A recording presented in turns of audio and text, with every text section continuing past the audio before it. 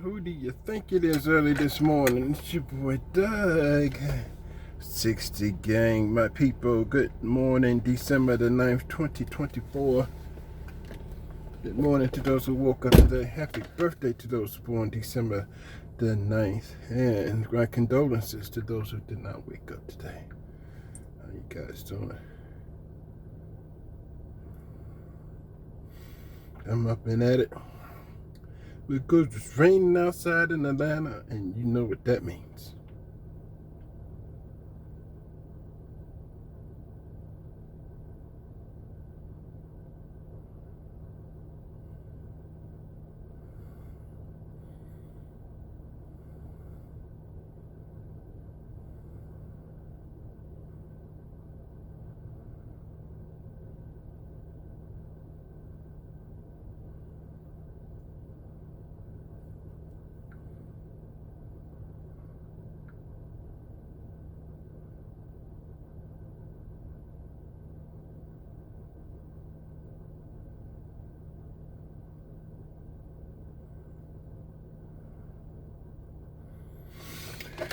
I'm up this morning because I got to go take care.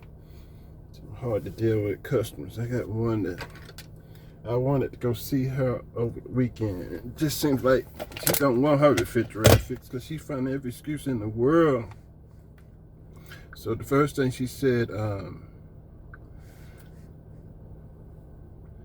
that she had something going on. She won't be available Saturday. So, okay. I said, okay, how about today at 8 a.m.? She said, okay. Well, last night, she said, hey, I'm sorry, but I'm still babysitting. I have to take tomorrow off. Come around 9:30 Tuesday. Thank you. Let me know if you got this message. I didn't get the message. I was in the shower. Then she called me last night, and I was like, man, I only need about 10 minutes of your time to take care of you and be done with you. So she agreed to not 8 o'clock, but 10 o'clock. So I got to go take care of her today. And that means I'm going to Austell. I hate when people get my services and then when I'm ready to complete their repair and be done with them, they don't want to respect me in my time windows. Because I have time windows. I like to be in a certain place at a certain time and run a route. I have to see certain people, and I don't want to go back and forth across Atlanta trying to see these people. I like to go in like a route where the closest person to me is first, then the next person, run a simplified route. But when you get people like Deborah, she wants to be complicated, and she lives so far away from me. I cannot go way over there and miss out on all the customers that I'm passing, if you guys understand what I'm saying.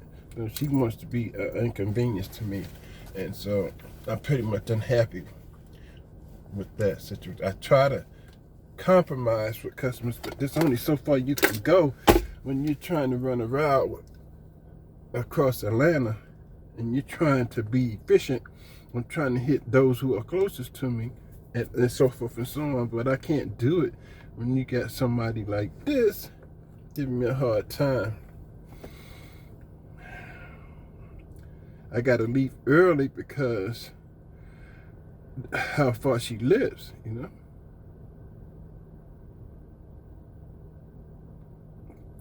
So let's go to Austell and I'll get back with you guys. But right now, take a ride with my boy Donald Trump. You guys make America great again.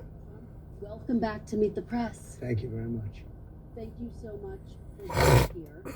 You are the first president since Grover Cleveland to win non-consecutive terms.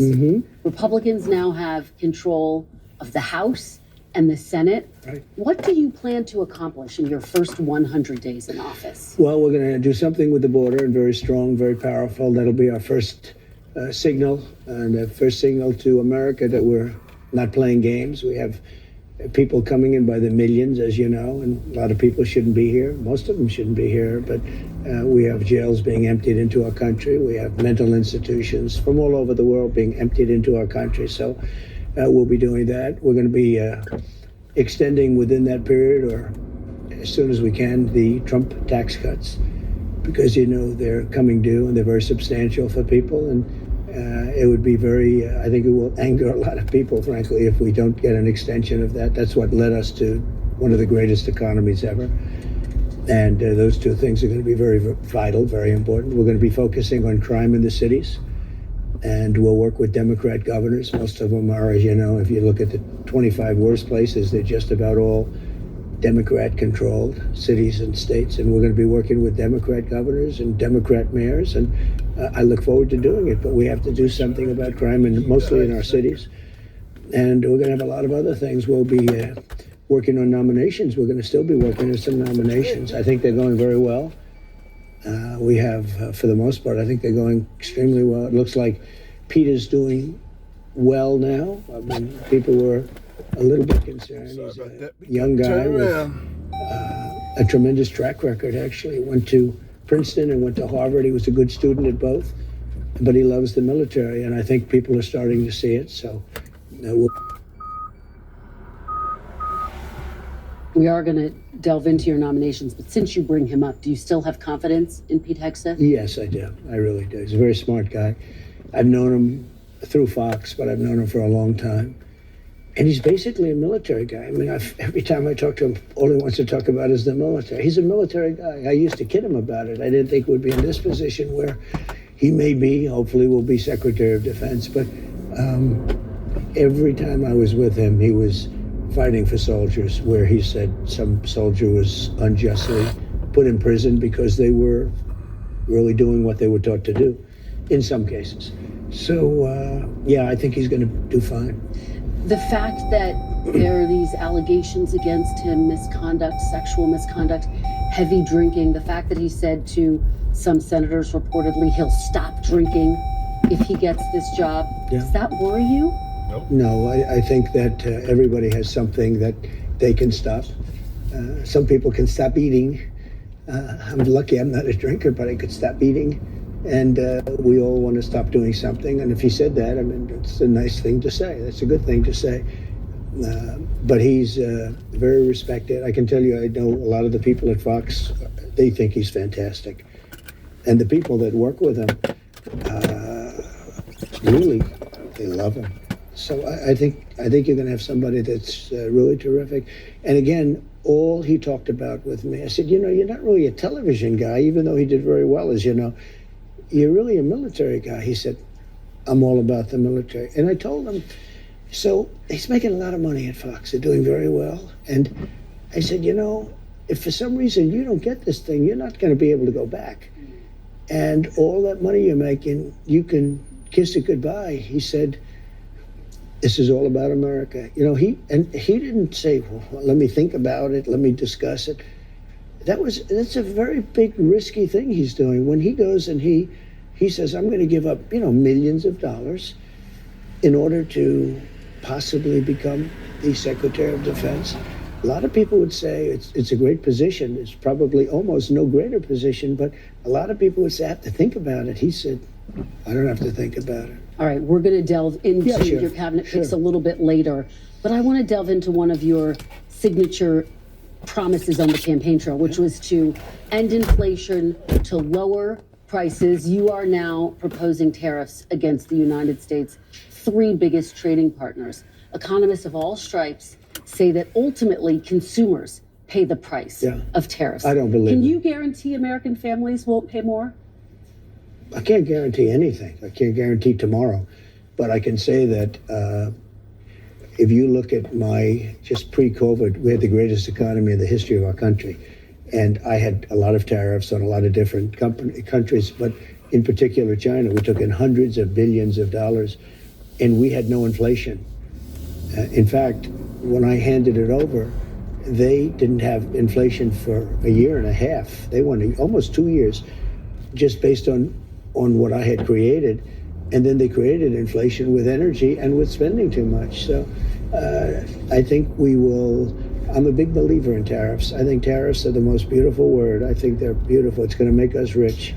We're subsidizing Canada to the tune of over $100 billion a year. We're subsidizing Mexico for almost $300 billion. We shouldn't be subsidizing. Why are we subsidizing these countries? If we're going to subsidize them, let them become a state. We're subsidizing Mexico, and we're subsidizing Canada, and we're subsidizing many countries all over the world.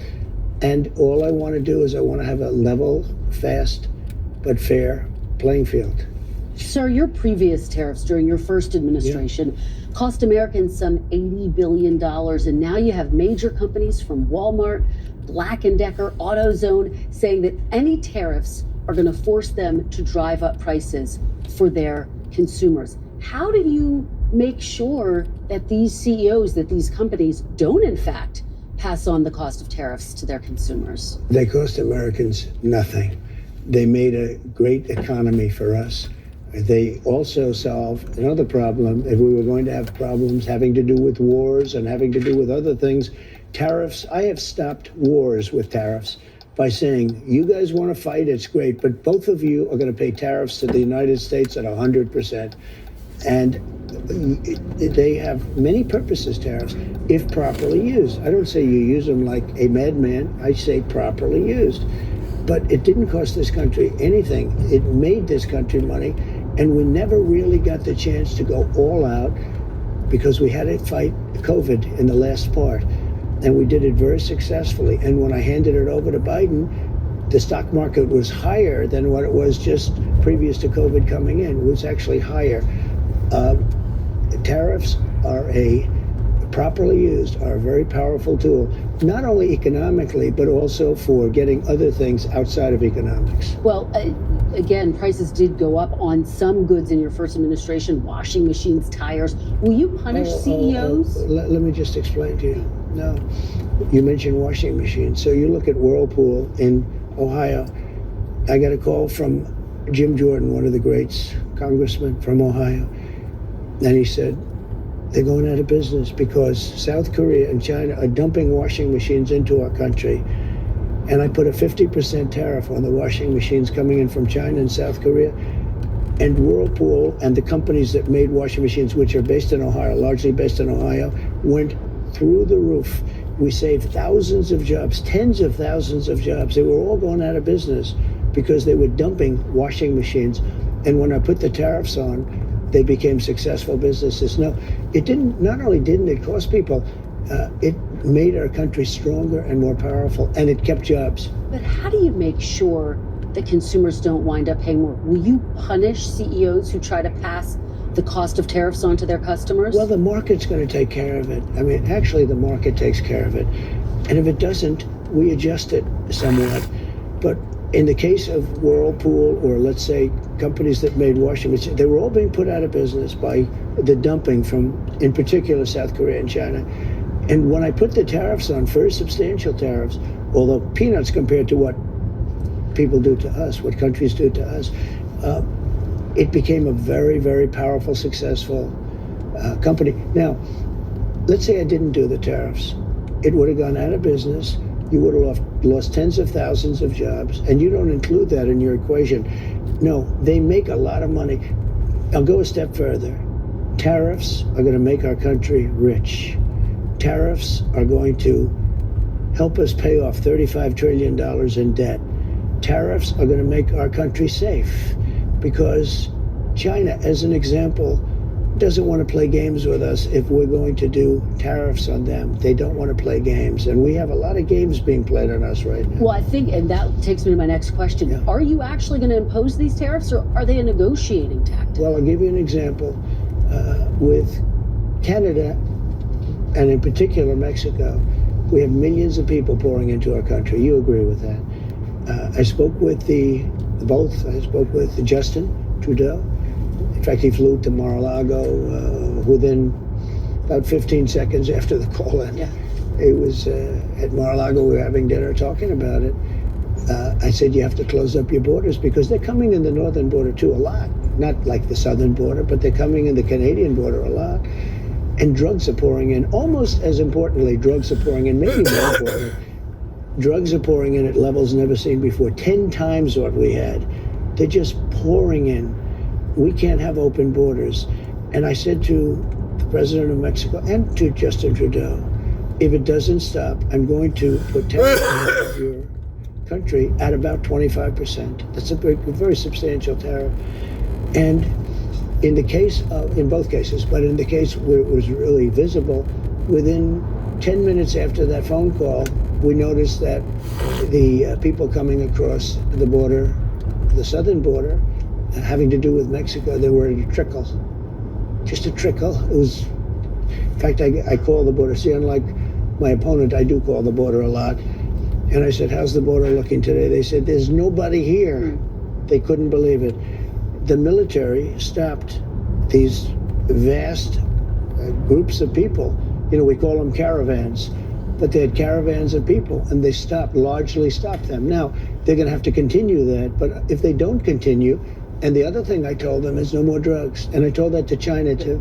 I had to deal with President Xi. Had the election been different, I'm going to be very nice because we don't have to get into an argument over 2020, but had the election been different, the result been different, we would have had China giving the maximum penalty, which is the penalty of death, to people that sent fentanyl into this country. But Biden didn't, unfortunately, finish that discussion up. I had an agreement with President Xi, who I got along with very well. We've had communication as recently as this week. And I had communication with him where they were going to give the death penalty to anybody sending drugs into the United States. This week you had that conversation. Not that conversation, but I had other conversations. Okay. But in the past, I've had that conversation. Let me ask you about another aspect of the economy, sir, the minimum wage. The federal minimum wage has been $7.25 since 2009. There are 20 states that still have the federal minimum wage at $7.25, and I actually have a map. 19 of these states actually voted for you, sir. Mm-hmm. And you can see it right here. I don't know if you remember this, but during the debate in 2020, I asked you if you would raise the minimum wage. You said you would consider it. And so my question for you is, now that you are going back to the White House, for these 19 states that voted for you, are you going to raise the federal minimum wage? It's a very low number. I will agree. It's a very low number. Let me give you the downside, though. Yeah. In California, they raised it up to a very high number. And your restaurants are going out of business all over the place. The population is shrinking. It's had a very negative impact. But there is a level at which you could do it, absolutely. Yeah. What is that level, do you I don't know. I mean, I really don't know. I can say this. You have a lot of businesses that are open and thriving because of the lower minimum wage. If you raise it too much, and you understand this, if California went crazy, they went crazy. And people, the restaurants are closing all over. Many more people are hurt. So I hear you saying, similarly to sort of what you said in 2020, will you consider, is this something you're going to look at? I'd want to speak to the governors. And the other thing that's very complicated about minimum wages is places are so different. Mississippi and Alabama and great places are very different than New York or California. I mean, in terms of the cost of living and other things. So it would be nice to have just a minimum wage for the whole country, but it wouldn't work because you have places where it's very inexpensive to live, where a minimum wage, which is $8 or $9, might have very little effect because the cost of living in certain places is really low. Before we move on to immigration, which I do want to talk about, the chairman of the Federal Reserve, Jerome Powell, said he will not leave his post even if you ask him to.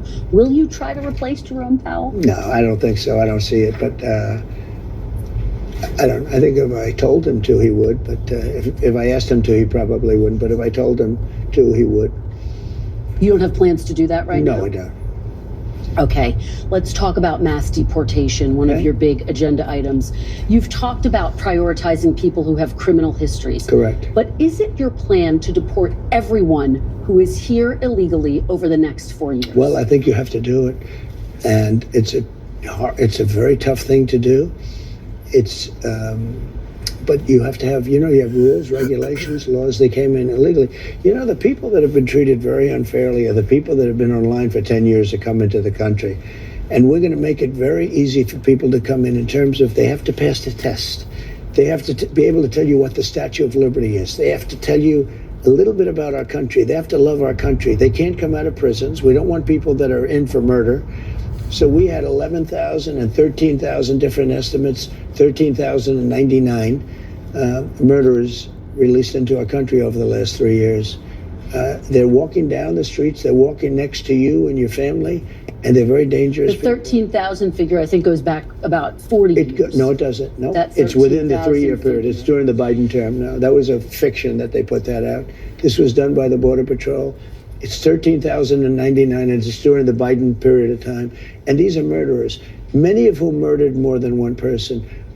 You don't want those people in this country. But you're saying something, sir, that's significant. I just want to make sure I'm clear, which is that you're saying, yes, you're going to focus on the people with criminal histories, but everyone who's here illegally has to go. I'm saying this. We have to get the criminals out of our country. We have to get people that were taken out of mental institutions and put them back into their mental institution, no matter what country it is. Do you know that Venezuela, their prisons are at the lowest point in terms of emptiness that they've ever been? They're taking their people out of those prisons by the thousands, and they're drunk. And just to get back, because I know exactly what you're getting at. Number one, we're doing criminals, and we're going to do them really rapidly. We're getting the worst gang probably with MS-13, and the Venezuelan gangs are the worst in the world. They're vicious, violent people. And you see what they've done in Colorado and other places. They're taking over, literally taking over apartment complexes and doing it with impunity. They don't care. They couldn't. They just are. They're in the real estate business. You know, the local police say that is not the case in Colorado. Oh, it's totally the case. I mean, you don't believe the local police. I play it. I used to play it at my rallies every single night. No, they're breaking into doors. They're taking over the building. But sir, you and by the way, the police are afraid to do anything. You raised the point that the logistics are complicated. You said it yourself. But everything's complicated. Yeah, you mean you need 24 times more ICE detention capacity just to deport 1 million people per year, not to mention more agents, more judges, more planes. Is it realistic to deport everyone who's here illegally? You have no choice. First of all, they're costing us a fortune. But we're starting with the criminals, and we got to do it. And then we're starting with others, and we're going to see how it goes. Who are the others? Others are other people outside of criminals. We have convicted murders. We don't mean people that are even on trial. We have people that have murdered numerous people are on our streets and in our farms, and we have to get them out of our country. What about dreamers, sir? Dreamers who were brought to this country illegally as children. You said once back in 2017, they, quote, shouldn't be very worried about being deported. Should they be worried now? The dreamers are going to come later, and we have to do something about the dreamers, because these are people that have been brought here at a very young age, and many of these are middle-aged people now. They don't even speak the language of their country. And yes, we're going to do something about the dreamers. What does that mean? What are you going to do? I will work with the Democrats on a plan, and if we can come up with a plan, but the Democrats have made it very, very difficult to do anything. Republicans are very open to the dreamers. The dreamers, we're talking many years ago, they were brought into this country, many years ago. Some of them are no longer young people, and in many cases, they become successful. They have great jobs. In some cases, they have small businesses. Some cases, they might have large businesses. And we're going to have to do something with them. And you want them to be able to stay. That's what you're saying. I do. Okay. I want to be able to work something out.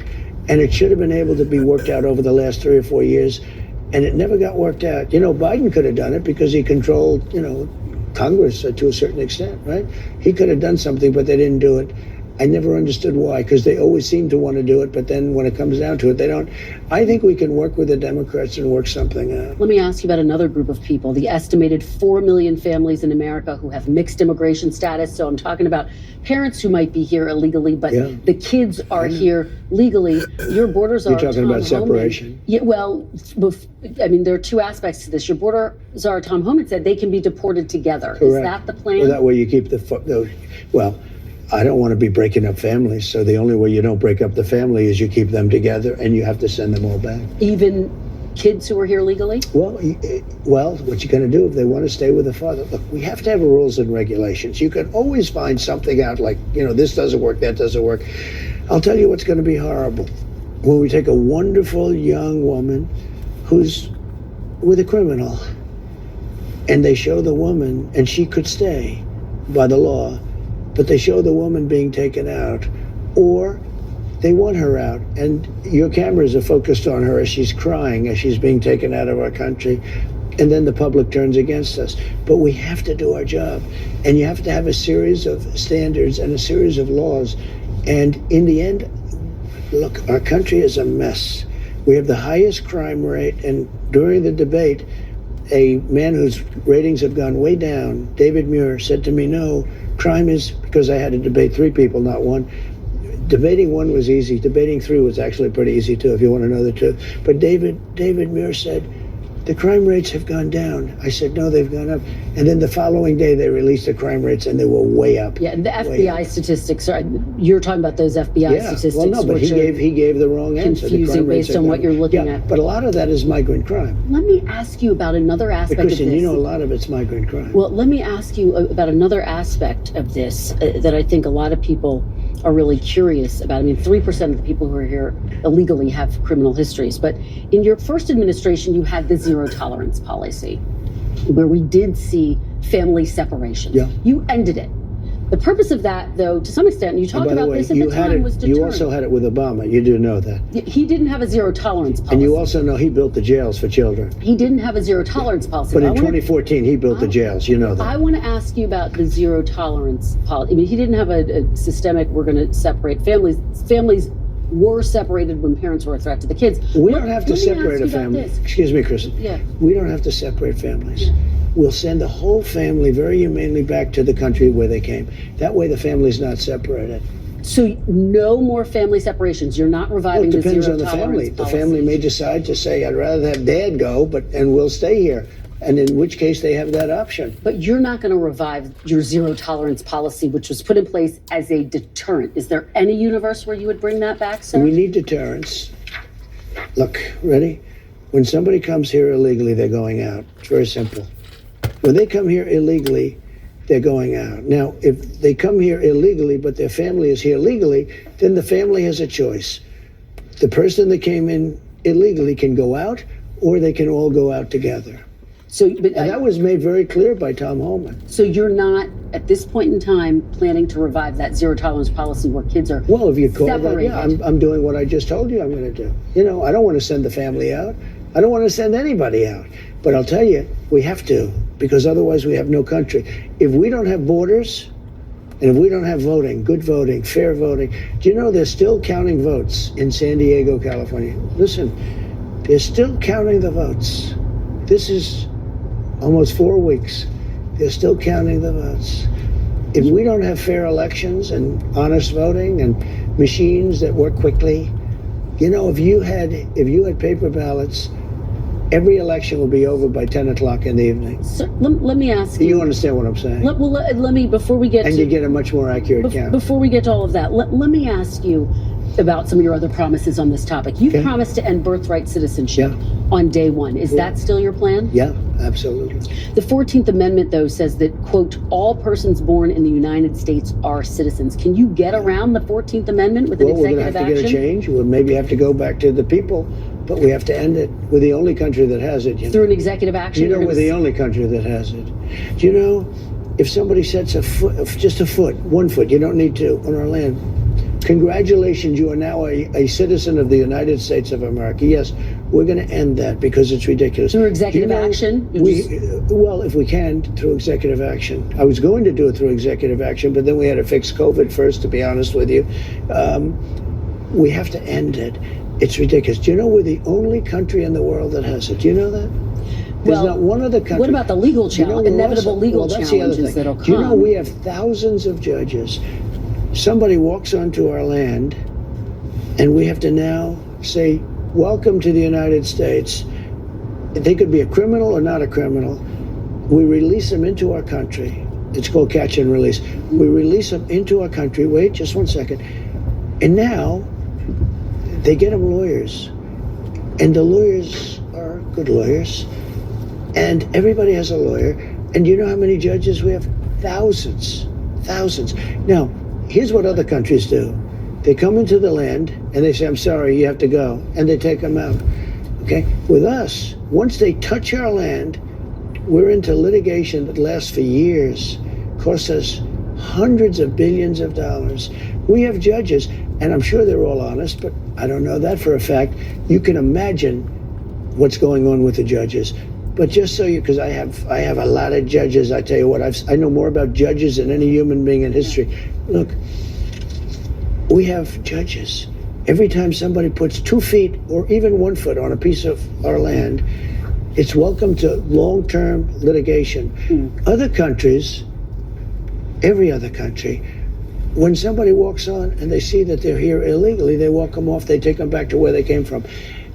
We have to get rid of this system. It's killing our country. Let's talk about health care. I've been talking to Republican lawmakers on Capitol Hill.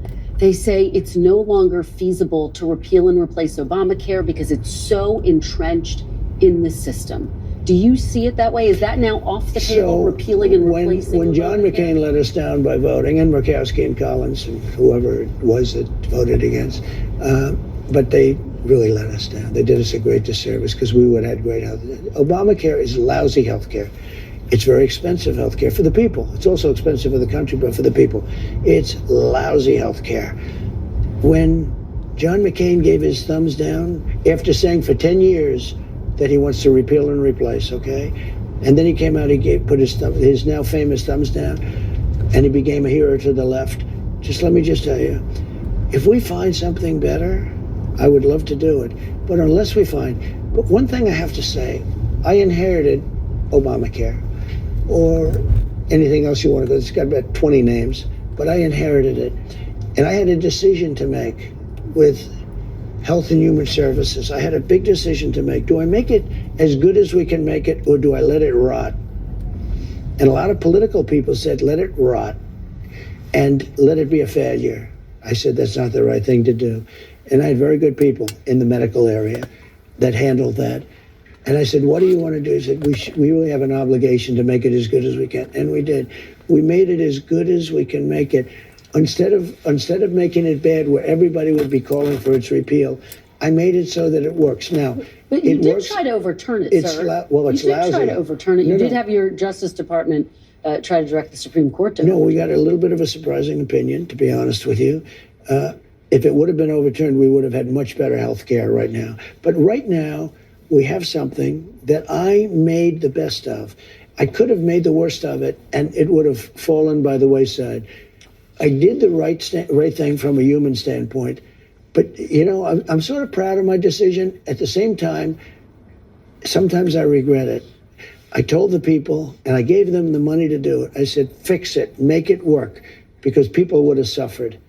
But it's too bad that they voted no. I wish John McCain, he fought for 10 years on replacing Obamacare, for 10 years, and then he voted against. Nobody understands it. Sir, you said during the campaign you had concepts of a plan. Do you have an actual plan at this point for health care? Yes, we have concepts of a plan that would be better. Still just concepts? Do you have a fully developed plan? Let me explain. We have the biggest healthcare companies looking at it. We have doctors. We're always looking because Obamacare stinks. It's lousy. There are better answers. If we come up with a better answer, I would present that answer to Democrats and to everybody else, and I do something about it. But until we have that, or until they can approve it, but we're not going to go through the big deal. I am the one that saved Obamacare, I will say, and I did the right thing. I could have done the more political thing and killed it, and all I had to do is starve it to death. You did try to have your Justice Department effectively kill it, though, sir. Kill it from a legal standpoint, but from a physical standpoint, I made it work. In your concepts of a plan, sir, will people with pre-existing conditions still have coverage, and can you guarantee their prices will not go up? The answer is yes, they'll have coverage. You have to have it. And what about their prices? Because you know what? What about their prices, sir? I want the prices to go down. I want to have better health care for less money. And there are ways of doing it, I believe. And I have the smartest people in that world. You know, that's a separate world unto itself. I have the smartest people in that world looking at it and trying. And if they come up with something, I will present it. Now, maybe you won't be able to sell it, but if we get better health care for less money, I believe it's very saleable. Just very quickly, when will we see your fully developed plan? When are you going to show I don't know that you'll see it at all. I can only say that we have some of the best healthcare people. I've always tinkered with it. I think it's a little hard to explain. Obamacare, when I took it over, was a disaster. And I made it has insured 20 million people. Yeah, because of me. because of me. If you look at what I did, I was You the tried one. to- I made it good. You Yeah, tried to legally. repeal and replace it. You tried Because to kill if I it, repealed sir. it and replaced it, we would have had a better system because we wouldn't have had health care. And the Democrats would have been forced to do something. If we wouldn't have had it, the Democrats would have been forced to do something that they wouldn't do if we have it. Let me ask you about another aspect of healthcare. You talked about this on the campaign trail, IVF. You promised free IVF for all who want it, either through the government or through mandates with insurance companies. I've been hearing from Republican senators, some of them, who say they're not going to support that plan. How are you going to get that passed? Well, we're going to see. We want them to pay, ideally the insurance companies to pay for it, the fertilization. I came out very early for a Republican especially, and I think they were looking for my guidance, my great wisdom, right? They were looking for it. And I got a call from Katie Britt, who's a terrific person, senator from Alabama, and she said, sir, we just had a really negative ruling from a judge in Alabama, conservative judge, that all of these clinics had to be closed. And she said, and she went into great detail, and she said people are devastated over it. And after literally speaking to her for 5 minutes, I issued an order, really an order in a sense. And it was a statement from the Republican Party that we are all for IVF and fertilization. Okay. The Alabama legislature met the following day and passed it. It was a beautiful thing to see. And I consider myself to be the father of IVF in a certain way. And the Republicans were very strong on the issue. But, sir, I want to understand where it falls in your list of priorities. I mean, is this something we can expect to see you try to move on in the first 100 days? We're going to be talking about it, and we're going to be seeing. We have a lot of other things. I have tax cuts. You know, we'll be submitting in either the first or second package to Congress the extension of the tax cuts. So that might very well be in there, or it'll come sometime after that. Let's talk about abortion, sir. You have taken responsibility for overturning Roe v. Wade. You've said that abortion is now a state issue. There are steps that you could take, though, as president to restrict abortion through executive action without Congress. More than half of abortions in this country are medication abortions. Will you restrict the availability of abortion pills when you're in office? I'll probably stay with exactly what I've been saying for the last 2 years, and the answer is no. You commit to that? Well, I commit. I mean, do things change? I think they change. I hate to go on shows like Joe Biden. I'm not going to give my son a pardon. I will not, under any circumstances, give him a pardon. I watched this, and I always knew he was going to give him a pardon, and sort of, I don't like putting myself in a position like that. So things do change, but I don't think it's going to change at all. Okay. Let's talk about some of your picks to fill out your administration. You named Kash Patel to be the next FBI director. He has a list in his book of 60 people that he calls members of the so-called deep state. It includes Democrats like Joe Biden and Hillary Clinton. It includes former members of your cabinet, from Bill Barr to Christopher Wray. You campaigned on destroying the deep state. Do you want Kash Patel to launch investigations into people on that list? No, I mean, he's going to do what he thinks is right. Do you think that's right? Do you think that's right, sir?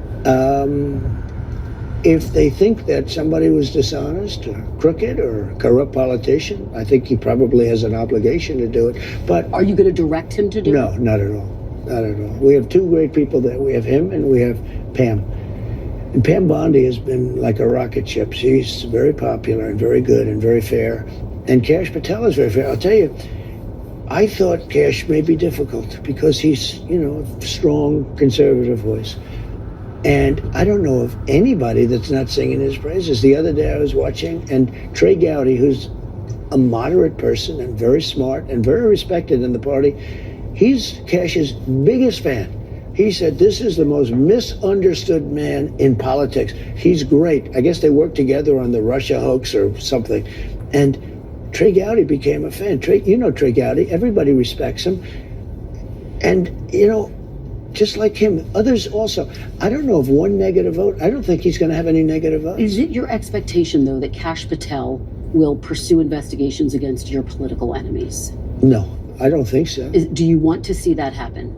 If they were crooked, if they did something wrong, if they have broken the law, probably. They went after me, They went after me and I did nothing wrong. Well, let me ask you this. You said President Biden quote, that you're going to appoint a real special prosecutor to go after Joe Biden. You said that Where during did I say that? the campaign. Where? You said that on Truth Social, June 12th, 2023. I will appoint a real special prosecutor to go after the most corrupt president in the history of the United States, Joe Biden, and the entire Well, that Biden part is crime true. family. Are you going to do that? Are you going to go after Joe Biden? I'm really looking to make our country successful. I'm not looking to go back into the past. I'm looking to make our country successful. Retribution will be through success. If we can make this country successful, that would be that would be such a great achievement. Bring it back. We have a country now that's overridden with crime, that has millions of people that shouldn't be here, that should be in prisons in other countries, that should be in mental institutions. We have drug lords being dropped into our country and told never go back to their country. I'm looking to make our country great. I'm looking to bring prices down because, I won on two things, the border and more than immigration. They like to say immigration. I break it down more to the border, but I won on the border and I won on groceries. It's a very simple word, groceries. Like almost, who uses the word? I started using the word, the groceries. When you buy apples, when you buy bacon, when you buy eggs, they would double and triple the price over a short period of time. And I won an election based on that. We're going to bring those prices way down. I want to pause here because what you're saying is significant. Because you wrote on Truth Social in 2023 that you're going to appoint a real special prosecutor to go after Joe Biden. Now you're saying you're not going to do that. I will say this. No, I'm not doing that unless I find something that I think is reasonable. But that's not going to be my decision. That's going to be Pam Bondi's decision and, to a different extent, Kash Patel. Assuming they're both there, and I think they're both going to get approved. But while you ask me that, what they've done to me with weaponization is a disgrace. We'll get to some of that. No, sir. wait. You can't do one without the other. In the history of our country, nothing like this has ever happened. And I've won these cases. I've won every one, and the rest are in the process of being won.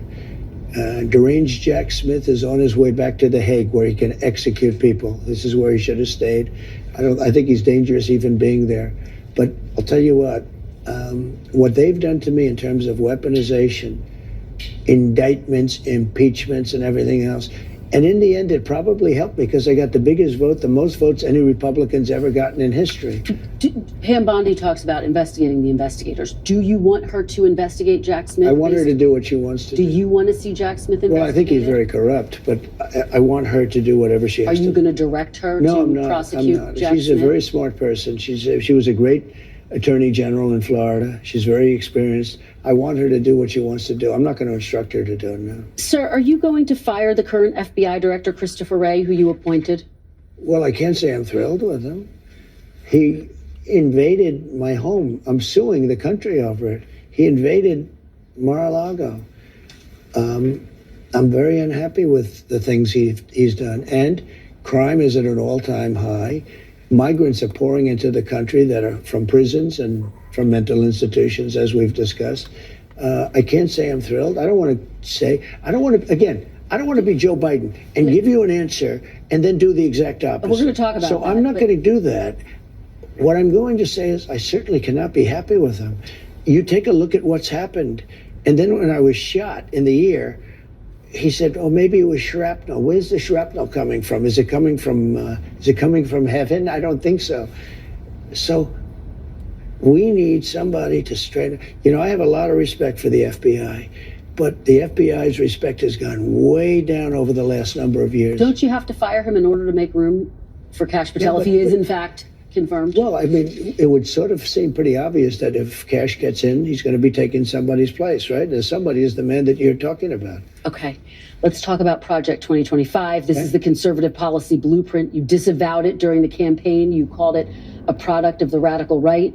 You've said some of their ideas were abysmal. I said some of it is. Some of it is very good. Some of it's very mainstream, actually. Frankly, the Democrats should have used some of it because they went, with all the transgender that they were doing and with the men playing in women's sports. Well, if they wouldn't have done that, maybe they would have done better. Well, so you take me to my question. You're now giving people involved in Project 2025 prominent roles in your administration. Are you changing your mind about Project 2025? Is this now the policy blueprint for the second Trump administration? Some people, if you take a look at the group, it was hundreds of people were involved. And I was actually, I reprimanded the whole group. I said, you shouldn't have placed this document in front of the voters because I have nothing to do with it and I'm the one that's running. You had no right to do this where you put a 1,000-page document in front, and many of those things I disagree with. Now, many of those things I happen to agree with. Many of those things Democrats should have agreed to, and I think they would have done much better in the election because they got slaughtered. Well, I guess people see the list: Russ Vought, Brendan Carr, Peter Navarro, John Ratcliffe, Pete Hoekstra, Monica Crowley, and they think these are all of the people who were involved in or writing Project 2025. This must be a blueprint for work requirements, eliminating the Head Start program, criminalizing pornography. Is that what we can expect to see? I don't know how they voted. I don't know. I never spoke to them actually about it, and I purposely, and I told you, normally it would be just the opposite. I'd review every page. I purposely didn't even want to see it because when somebody like you asked me a question about Project 2025, I can honestly say I've never seen it. I have nothing to do with it. I didn't read it, but I did hear some things in there that I would totally disagree with. And I said to the people that were really the people behind it, you know who those people are? I said, you really had no right doing this to me because they used it as a soundbite, the Democrats. And I don't know, it couldn't have been too effective because they got slaughtered, but they did use it as a soundbite. But to people who see, oh, he's bringing in all of these people from Project 2025, he must know what it is. Well, you know what? I don't know what it is. No, I don't know what it is. You still don't know what it is? But I heard All these certain people things are that I coming didn't in like. And by the way, I heard certain things that are phenomenal. Okay? Like what? Like law and order. We want law and order. Okay? Little things like, let's put prisoners in jail. Let's not let people come out and raid every drugstore in Manhattan so that we have to put glass up and every store is going out of business. Let me ask you about something you've referenced a couple of times in this interview. I asked you last time we sat down for an interview if you were going to pardon yourself. You said no. But now that President Biden has pardoned his son, Hunter, are you reconsidering? Might you pardon yourself? I didn't do anything wrong. I was given the option. And the lawyers told me, a very specific lawyer, I don't have to go into who, but very high up in the administration said, sir, if you pardon yourself, you're going to look guilty. And you did nothing wrong. Oh, I had that option. I could have saved myself a lot of legal fees, but it turned out that I was right. Look at what's gone on. Everything's being dropped. I still have a Fani Willis, a total hoax. That's a total hoax. It's all being dropped. It's all been discredited. It's been dropped. There are those people that say, and this would be the first time in history, that all of those fake indictments, they were going after a political opponent. There are those that say that I actually did better in the election because of it. Now, that would be a first. I think you would agree, because normally that's like, you go back to the microphones, you say, I'm leaving right now, I will leave office, I'm going back to my family, and I will fight for my name. Well, I had to fight for my name in public because I didn't leave office. But no, I didn't want to pardon, and I didn't want to pardon myself. I had the option to pardon myself. And you don't want one now? You're not going to pardon yourself now? What do I need one for? First of all, I've won almost all of the cases. What if President Biden... And the ones that I didn't win are on resuscitation. What if President Biden offered you a pardon? Would you accept it? I've never even thought about it. I don't think he'll do it. Look, if he did, he's the one that started this whole thing. He got the Justice Department to go after me. And the state cases are all being run by the Justice Department, which is illegal. They had their people from the Justice Department work for Alvin Bragg in order to get something going. They worked for Letitia James in the state. He had his people go from the federal government and take lesser jobs in the state in order to get done. And you know he denies he had anything to do with it. No, you can't deny it. You know why? Yeah. Because they were there. Wait a minute. Wait. You know, you have a tendency to sort of like slough over things. You just made a statement. His person, the top, maybe the third or second or third person, left the federal government, the DOJ, and went to work for Letitia James. And then, after they got that one started, went to work for the DA. Let me ask you about some of this new reporting. NBC News is reporting that President Biden is considering giving preemptive pardons to the likes of Liz Cheney, Adam Schiff, and Anthony Fauci. If President Biden doesn't issue those pardons, do you think they are going to wish that he had? Are they going to be pursued? I can tell you this about Cheney, and she's a so-called Republican. I think she hurt the Democrats terribly. When I saw that Kamala put Cheney out on the campaign trail, I said, that's the end of Kamala. I really did. I thought it was a terrible move, especially if you're a Democrat. But Cheney did something that's inexcusable, along with Thompson and the people on the Unselect Committee of political thugs and, creeps. So the Unselect Committee went through a year and a half of testimony. Wait. They deleted and destroyed all evidence of that they found. You know why? Because Nancy Pelosi was guilty. Nancy Pelosi turned down 10,000 troops. You wouldn't have had a J6 because other people were guilty. The people that said that I attacked 2 Secret Service agents in a car. I grabbed one around the neck. I was then rebuffed, and I grabbed the other one. These are 2 of the toughest men anywhere on the planet. They happen to be slightly younger than me, maybe, just a little bit. Let me just tell you. They testified. They said it was total. And all of this stuff came out. People lied so badly. Now, listen, this was a committee, a big deal. They lied. And what did they do? They deleted and destroyed a whole year and a half worth of testimony. Do you know that I think those people committed a major crime. Sir. And Cheney was behind it. Well, and so was Benny Thompson and everybody on that committee. For what they did, Yeah. honestly, they should go to jail. So you think Liz Cheney should go to jail?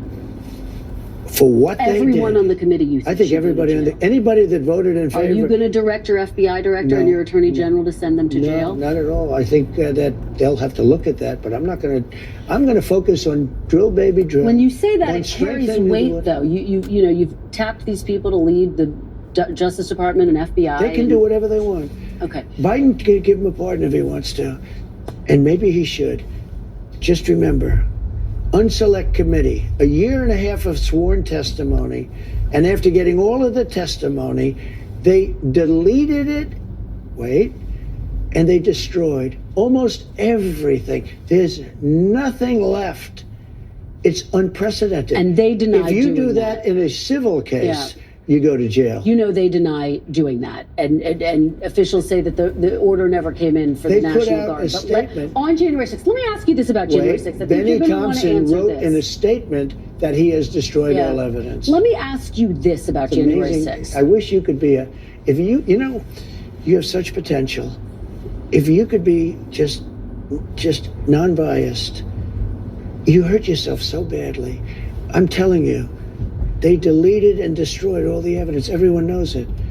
And you slough it off like it doesn't mean anything. No, I'm just saying they deny it. That's all I'm saying. Kristen, if I did it, you would be standing up in that chair shouting at me. And you know what I'd do?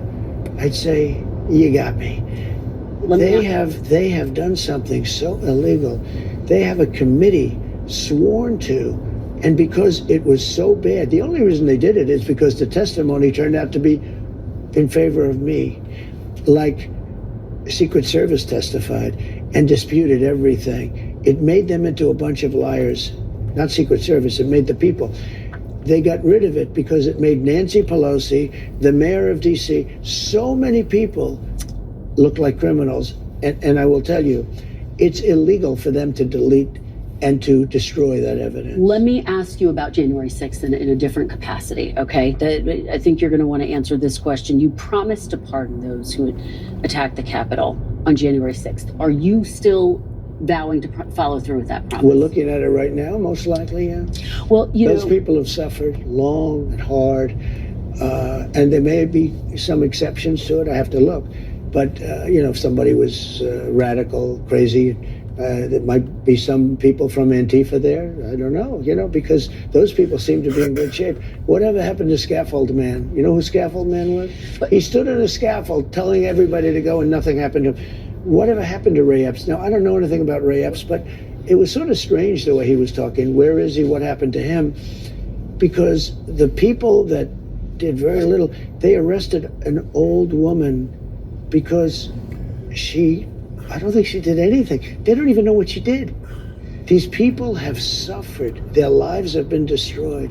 And yet in Portland, where they burn down half the city, they burn it down all the time. It's like a routine occurrence. They don't do anything. They attacked the courthouse, federal courthouse. They always say federal building. Okay. They destroyed the beautiful limestone exterior of the courthouse in Portland. They killed people in Portland. Seattle, people got killed in Seattle. They took over a big chunk of the city. They took it over. They took the city away. Minneapolis, it looked like when they said this is a friendly protest, and yet over the poor slobs from CNN, his shoulder, the entire city was burning down. It looked like World War II. Nothing happened. But wait, nothing happened. They took over the police station. They took over the police station in Minneapolis. They burned it down. Nothing happened to anybody. And yet these people have been in jail, and I hear the jail is a hellhole. They've done reports, and you would say that's true. They've done reports. This is the most disgusting, filthy place. These people are living in hell. And I think it's very unfair. But most likely I'll do it very quickly. Very quickly. Okay, but some of them, 169 of them, have pleaded guilty to assaulting police officers. Because they had no choice. 900 pleaded guilty to other crimes. They're also going to be eligible for a pardon from you? Listen, it's a very tough system. Do you know, almost nobody... I saw people that didn't even go into the building and they were convicted. And you had the police saying, come on in, come on in. I mean, the police are saying, come on in, everybody, come on in. They had people... you have a lot of cameras. They don't want to release the tapes. So, but you're going to consider pardoning even those who've pleaded guilty to crimes, including assaulting police officers? Sometimes they say, here's your choice. You're not ruling it out? Look, I know the system. The system's a very corrupt system. They say to a guy, you're going to go to jail for 2 years or for 30 years. And these guys are looking, their whole lives have been destroyed. For 2 years, they've been destroyed. But the system is a very nasty system. Okay. I'm going to look at everything. We're going to look at individual cases, Okay. But I'm going to be acting very quickly. Within your first 100 days, first day? First day. First day? Yeah, I'm looking first day. Issue these pardons. These people have been there, how long is it, 3 or 4 years? Okay. By the way, they've been in there for years. And they're in a filthy, disgusting place that shouldn't even be allowed to be open. Let's talk about your cabinet picks. I know we started off talking about Pete Hegseth, but I just want to return to that very quickly. Have you gotten assurances from senators that he's going to be confirmed? Do you think he can make it? No, I think he will, yeah. I've had a lot of senators call me up saying he's fantastic. You don't drink yourself. No. You've talked about how devastating drinking can be. No. How concerned are you that the person who you picked for this top job at the Defense Department, at least according to those who've worked with him, has struggled with drinking? But I've spoken to people that know him very well, and they say he does not have a drinking problem. And, he had a lot of knives out for him. A lot of people don't want to see the military made better. Let me ask you about former Congresswoman Tulsi Gabbard. You picked her to be the Director of National Intelligence. Right. In 2017, she had 2 secret meetings with Syrian dictator Bashar al-Assad. Do you have questions or concerns about those meetings? No. And he's got bigger problems right now. Well, do you think it makes it hard for her? His country is collapsing. Yeah, I mean, do you think it compromises her ability to handle that? I met with Putin. I met with President Xi of China. I met with Kim Jong-un twice. Does that mean that I can't be president? Well, when you were president, they weren't secret meetings. Look, people meet. All these people meet. I mean, I see some of the most dishonest people. I'll tell you, the 51 agents that said that the laptop wasn't from Hunter, it was from Russia. What about them? Tell me about them. Do you think they did something wrong? Do you think they were all so stupid that they thought that the laptop from hell? So you have confidence in Tulsi Gabbard? I do. She's a very respected person. Let me ask you about RFK Jr. He has obviously talked about his skepticism of vaccines. He's expressed opposition to childhood vaccines. Do you want to see childhood vaccines eliminated? If they're dangerous for the children. Look. So possibly? When you look at some of the problems, when you look at what's going on with disease and sickness in our country, something's wrong. Are you talking about autism? Well, if you take a look at autism, you go back 25 years, autism was almost non-existent. It was, 1 out of 100,000, and now it's close to 1 out of 100. Well, I mean, what's happening? If they can find it. Now, I did something the other night that was a little unusual. At Mar-a-Lago, I called the drug companies, the top drug companies, and I called RFK Jr. and Dr. Oz and some of his people. And I said, let's all get together and let's figure out where we're going. Because we're going to do a lot of things. Number one, we're going to reduce prices because the middleman makes more money than the drug companies, in all fairness to the drug companies. There's a middleman that nobody even knows who they are. And you look at our drug prices, they're much higher than the prices for the same medicine, for the same stuff. So we met, and we met for a long time, and we talked about pricing, and we talked about vaccines, in terms of what happens. We talked about pesticides. We talked about everything. And I think a lot of good things are going to come from him. And he's not going to upset any system. He's not going to upset this. He's not looking to, to reinvent the wheel totally. But when you look at the numbers, we really don't have a very healthy country. Sir, going back 25 years, studies show that there is no link between vaccines and autism. And yet it sounds like you are open to the possibility of him looking I'm at open to getting rid of anything. them? I think somebody has to find out. If you go back 25 years ago, you had very little autism. Now you have it. I mean, Well, they say because they're better at identifying it. 1 in 100,000, and now it's 1 in 100. That's a pretty bad number. Childhood vaccines. I mean, have something is going on. I don't know if it's vaccines. Maybe it's chlorine in the water, right? People are looking at a lot of different things.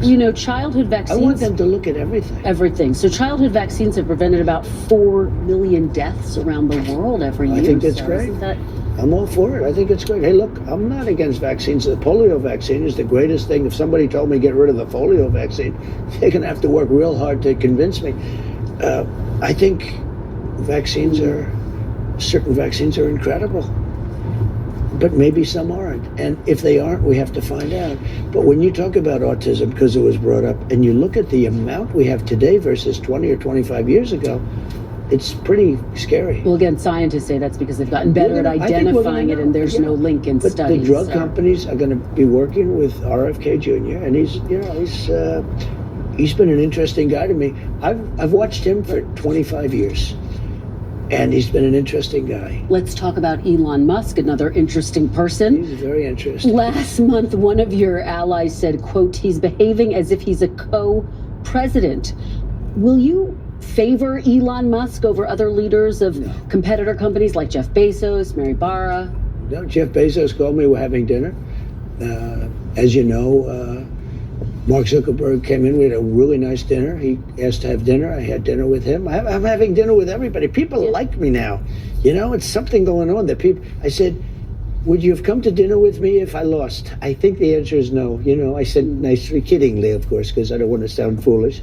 But I say jokingly, would you have been here at dinner if I lost? And the answer was probably not.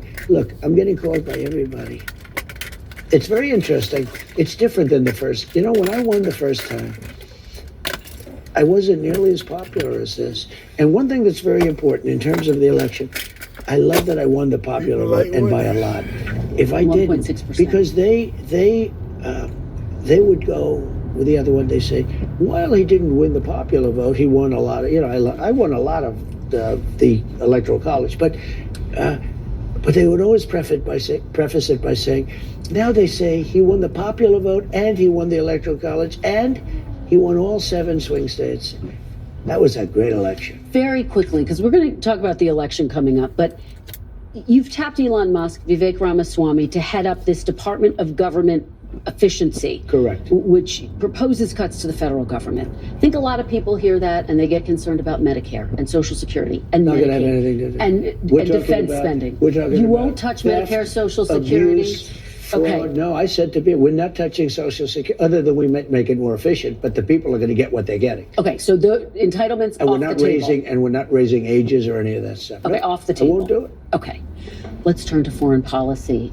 Should Ukraine prepare for less aid from the United States after you're sworn into Possibly. office? Yeah, probably. Sure. You've said you can end the war in We're in 24 for 350 billion, and Europe is in for 100 billion. Why isn't Europe in for the same as us? The one thing that should happen is that Europe should come in they should equalize. And you know, Biden, all he had to do, like I did with NATO, I said, you got to pay your bills. They weren't paying their bills. And as you know, the Secretary General said, President Trump got $600 billion, now 640 to be exact. And I used to use the 400 billion number. He corrected me. He said, no, you actually got $641 billion put in, because I said you have to pay your bills. We were paying for NATO. And you know why I got the money? Because I asked for it. It wasn't that complicated. Europe is in for a fraction. And war with Russia is more important for Europe than it is for us. It's important for everybody, but it's more important for Europe than it is for us. And you've said we have a little thing called an ocean in between us. You said you can end the war in 24 hours. You've even said you want to try to end it before you're sworn into office. You're actively trying to? I am. Have you talked to President Putin? No, I have not. You haven't talked to President Putin No, I have since not. you've been elected? No. Well, I don't want to say that, but I haven't spoken to him recently. So you've spoken to President Putin since you've been elected? I don't want to say that. I don't want to say anything about that, because I don't want to do anything that could impede the negotiation. But you I want to stop it. Let me tell you what I have talked about. Let me tell you. There are people being killed in that war at levels that nobody's ever seen before. You have to go back to the Second World War, and even that, if you take a look at, and you know what it is? It's the soldiers largely. The cities have been emptied out and demolished. The country has been demolished. If I won that election, which you know how I feel about it, I won't get into it because we don't need to start that argument. I think it's an easy argument. It was really proven even more conclusively by the win that I had on this one.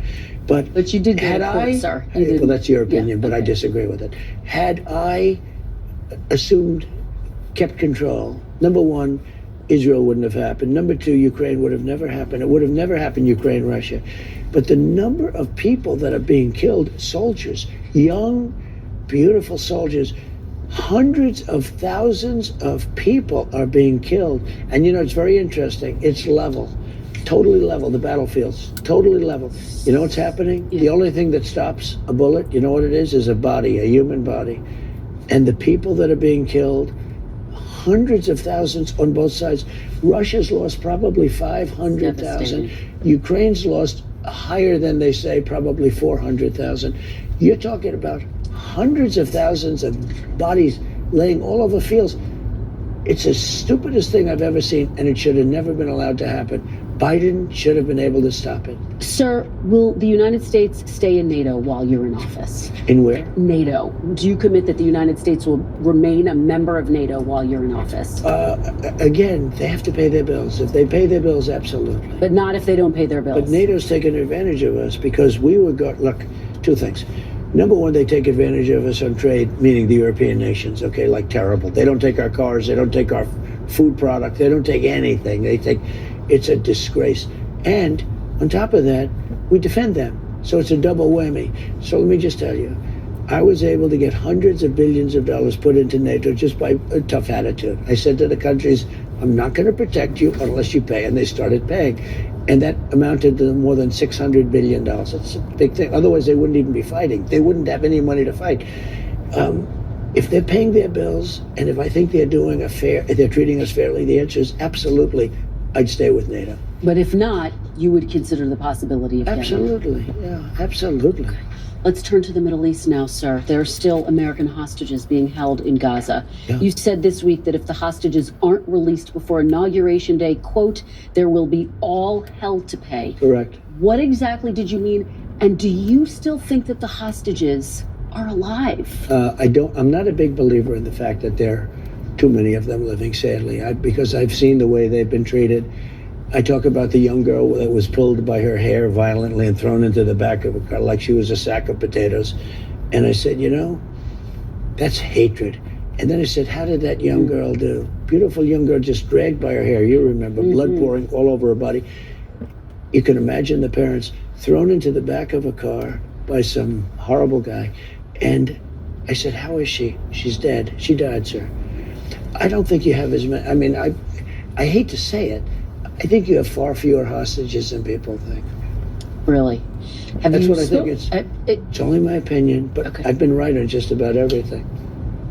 Are you going to pressure Prime Minister Netanyahu, with whom you have a very good relationship, to end the war in Gaza? Yeah, sure. And I have want you him to already end it. started that process? I want him to end it, but you gotta have a victory. People forget about October 7th. That was as violent, and you know what's happening? I noticed that a lot of people are saying, "Oh, it never really happened." That's like the Holocaust. You know, you have Holocaust deniers. Now you have October 7th deniers, and it just happened. No, October 7th happened, and I've seen the pictures. It is what happened is horrible. If China invades Taiwan on your watch, are you committed to defending I never Taiwan? say. Still won't say. I never say because I have to negotiate things, right? Can you just say if you'll defend prefer it? I'm that not they saying if don't. the U.S. military. I'd prefer that they don't do it. I have a very good relationship with President Xi. We have been communicating with each other. Since you were elected, Yes. and you since sent like- that message, Since like 3 days ago. Yes, we communicate. and you sent that message to him. Don't We invade didn't talk Taiwan. about that. Okay. We talked about other things. But I have a very good relationship, and I hope he doesn't do it. This week, a federal court upheld a law that could result in TikTok being banned. You said you're going to rescue TikTok when you get into office. Are you going to take Well, the steps problem to with the protect TikTok, it? Yeah, and as you know, I You are? used TikTok very successfully in my campaign. I have a man named TikTok Jack. He was very effective, obviously, because I won youth by 30%. All Republicans lose youth. I don't know why. Maybe it's changing. And last time we were down 30% with youth. This time we're up 35% with youth. And I use TikTok, so I can't really, I can't totally hate it. It was very effective. But I will say this, if you do that, something else is going to come along and take its place. And maybe that's not fair. What they're doing, and really what the judge actually said was that you can't have Chinese companies. In other words, they have the right to ban it if you can prove that the Chinese companies own it. That's what the judge actually So are you said. going to try to protect TikTok just very quick once you're in office? I'm going to try and make it so that other companies don't become an even bigger monopoly, Okay. because that's what happens. We're winding down, and I know you have a plane to catch. I do. This is your first interview since right. you won the election. Congratulations. Yes. I hope Congratulations you to do you. well. I hope you do well with it. Yes, and sir, I don't have to tell you this because you've talked about it. It comes at a time when the country is deeply divided. And now you're going to be leading this country for the next 4 years. For the sake of unifying this country, will you concede the 2020 election and turn the page on that chapter? No. No. Why would I do that? But let me just tell you, You when won't you ever say the concede. country is deeply divided, I'm not the president. Joe Biden's the president. But you're going to be the president. No. I'm not the president. So when you say it's deeply divided, I agree. But Biden's the president, I'm not. And he has been a divider. And you know where he divided it more than anything else, and it probably backfired on him, I think definitely, is weaponization. When he weaponized the Justice Department and he went after his political opponent, me. He went after his political opponent violently because he knew he couldn't beat him. And I think it really was a bad thing. And it really divided our country. Sir, Democrats have control of the White House now. They didn't in 2020. If they are going around stealing elections, why When you didn't say they do it Democrats this have time? control now, Of the White House. Yeah. So why didn't they steal this election? Since they have more power now. because I think it was too big to rig. So you won't, Too big to rig. to the people who say that you're now directing your Justice Department to investigate 2020 no, and they want to move I have on. very capable- I Is that think a Pam good is gonna use be of great. precious resources? By the way, is that what you just so want you them know, to do? Just so you know, I have the right to do that, but I'm not interested in that. Oh, you're I not. wanna- You're not I gonna wanna do do- that. I'm not interested. I have Okay. the absolute right. I'm the chief law enforcement officer. You do know that. I'm the president. But I'm not interested in that. You know what I'm interested in? Drilling and getting prices down and stopping people from pouring into our border that come from prisons and mental institutions. Last two questions here. One of the things that made this campaign unprecedented and extraordinary were the horrific attempts against your life. 2 assassination attempts. Do you feel safe going into the White House I do. for the next 4 years? Why? I have confidence in Secret Service. I know the people. I got to know a lot of them, and I have confidence. It was a bad moment. Something shouldn't have happened, but I have a lot of confidence, and they've really stepped it up. They were restricted from giving the look, I do a rally, and you were at many of them, and I'd have 50,000 people. Joe would have a rally, and he'd have 30 people. And he had more Secret Service than me. My Secret Service was always asking for more manpower / woman power. They were asking for more and more and more, and they couldn't get it. I'm not blaming them, really, because they were always fighting for more people, and they wouldn't get. Now, boy, do we have it. I know it was hard on your entire family. What can people expect from the First Lady in this second administration? What role will she play? She obviously had her Be Best campaign. She's very liked, loved, and she's very respected. And she's a very solid person. And she devotes a lot of time to helping children. You know what she does. And she's got her Be Best deal that is incredible what she's done. The one thing I say, whether it's First Lady or my children did such a good job, and they were treated very badly by the press and others. Ivanka was unbelievable what she did, and she all she wanted to do is one thing: get people jobs. She could have been the UN secretary. I said to her, she would have been unbelievable. She's got the whole package for that, including right up there. She's as smart as they. She didn't want. She said, "Daddy, I want to work on getting people jobs." You know, she'd go to Walmart, she'd go to X such a. She produced millions of jobs for people. Not glamorous. Most people didn't know she did it, and she was always being excoriated. And I said to my kids, "Don't come in. Don't come in." It's just You said to them, don't I said to them, yeah. But will you miss having them there? Will it feel different? They were your top advisors. I'll tell you what, I'll miss them, and they're really competent. But I say, just go have fun, do your business, do whatever you want to do, but don't come in, because no matter what they did such a great job. Although I have to say, Lara did a phenomenal job as the head of the Republican National Committee, along with Michael. What will the First Lady's role be, do you think? Will she continue her Be Best campaign? She's a very elegant First Lady. She was a very successful woman before that in the modeling and other things, but in the modeling, very successful. The press, I can't say treated her unfairly. You know why? Because she's very popular. You would think if the press was unfair, like to me, the press was obviously unfair to me. The press, no president has ever gotten treated by the press like I was. And yet I got more votes than any Republican candidate in history. By far, it's not even close. So you say, what's that all about? The press has to straighten itself out, because honestly, it's lost all credibility. When that can happen, based on the press, I should have gotten no votes, none. And yet I got the highest number ever. And the reason is because I'm able to go on a show, even like yours, even though you're very hostile, I'm able to go on a show like yours. No, you are. Well, hopefully you thought it was a fair interview. We covered a lot of policy ground. It's fair only in that you allowed me to say what I say. But, the answers, the questions are, pretty nasty. But look, because I've seen you interview other people like Biden. And I've never interviewed President Biden. When I say you, I'm talking metaphorically. Okay. I've seen George Stephanopoulos interview Biden, and he's a tough interviewer. It's the softest interview. I've seen CNN interview him. They give these soft, what's your favorite ice cream? It's a whole different deal. I don't understand why. You would think the press would like to see strong borders, great education, a powerful military, so we have a country left, and all these different things. And somehow they don't want to see that. Let me ask you, hopefully you think this interview was fair. We spent a lot of time talking about your policy and your second administration. I want to ask you, sir, one final question. What do you want to say to Americans who didn't support you in this campaign? I'm going to treat you every bit as well as I have treated the greatest MAGA supporters. There's never been anything like MAGA in the history of this country. These people are so dedicated to making America great again. It's very simple. And I'm going to treat them just the same as I treat MAGA. We're going to treat everybody good. We want success for our country. We want safety for our country. Our country is under threat, as you know. We have a tremendous threat militarily because of the power of weapons and weaponry. It's a tremendous threat. Nobody talks about it, but it's a tremendous threat. I want to treat everybody the same. I want to treat them well. And at the end of this 4 years, and I have a big head start because I was there for 4 years fairly recently.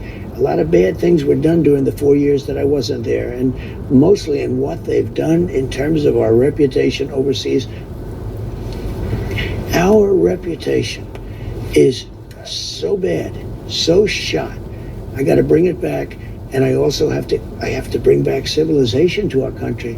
Our country is a crime pot, and we have to get rid of crime. We have so many things to do.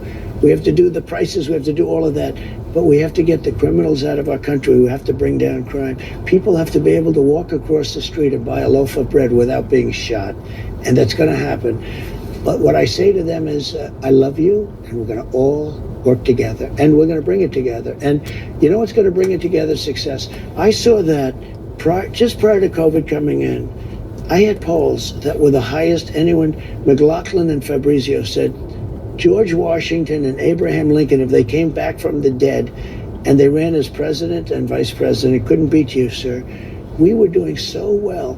And I was getting along with the left. Let's call it the left. We'll be nice. Okay, we're just going to call it. But I was getting along with people that you would consider liberal or progressive, as they like to say, at levels that I never thought was possible. And you know what it was? Success. Success was bringing the country together, and that's what I want to do. We'll leave it there. What do you guys think? He's very honest. He didn't let her pull one on him. Told you the truth. Answered the questions. Told you no lies. He didn't let her put him in a position like Joe Biden where he had to eat his words, and she tried her hardest. But that's what people want in a president. Someone that would give it to you straight, whether it tastes good or not. And that's why Trump won. This is your boy Doug. Thanks for listening. Thanks for riding. If you like my channel, press like and subscribe. Y'all have a blessed, wet Monday, December 9th, 2020.